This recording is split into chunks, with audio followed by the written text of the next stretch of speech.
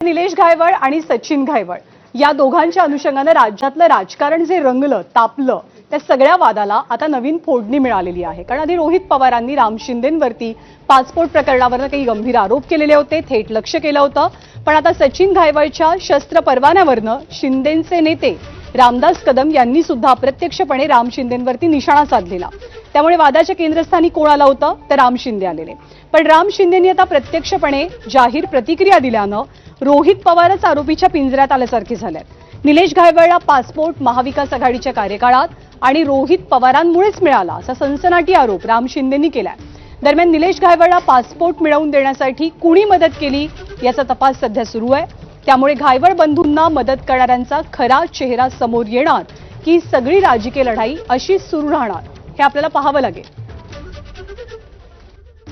त्यांनी जे आरोप केले तर ते पासपोर्ट जे दिला गेला म्हणतात की चंद्रकांत दादांनी तानाजी सावंतांनी मी जी त्यांना पासपोर्ट देण्यासंदर्भामध्ये मदत केली जे ते म्हणतायत की ते धांदात खोटं आहे। घायवळांच्या मामांनी स्पष्टपणे सांगितलंय की रोहित पवारांच्या माध्यमातून अनिल देशमुखांनी त्यामध्ये मदत केलेली आहे आणि आम्हाला 2020 सालीच हा पासपोर्ट मिळाला आहे।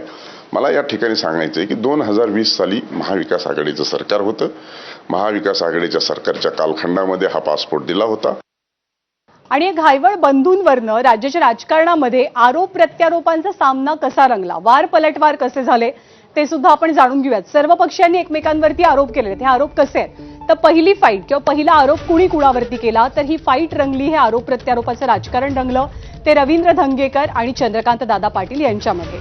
मग यानंतर दुसरा वाद सुरू झाला तो अनिल परब आणि योगेश कदम यांच्यामध्ये। या पुढचा वाद रंगला तो रामदास कदम राम शिंदेंमध्ये। रामदास कदमांनी आडून एक प्रकारे राम शिंदेंवरती आरोप केले, काही सूचक विधानं त्यांनी केलेली होती। पुढची थेट फाईट किंवा थेट आरोप प्रत्यारोप झाले ते रोहित पवार आणि राम शिंदेंमध्ये। काही व्हिडिओज समोर आले, काही विधान रोहित पवारांनी केली। मग रोहित पवारांनी तानाजी सावंत यांच्यावरती सुद्धा काही खळबळजनक आरोप केलेले होते। मग रोहित पवार आणि संतोष बांगर यांच्यातले सुद्धा आरोप प्रत्यारोप या सगळ्या घायवळ प्रकरणामध्ये आपल्याला पाहायला मिळाले।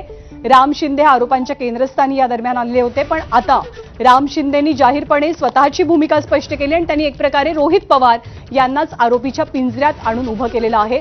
त्यामुळे सगळ्या प्रश्नांची उत्तरं मिळणार की हे राजकारण आरोप प्रत्यारोपांचं असंच रंगत राहणार हे आपल्याला बघावं लागणार आहे।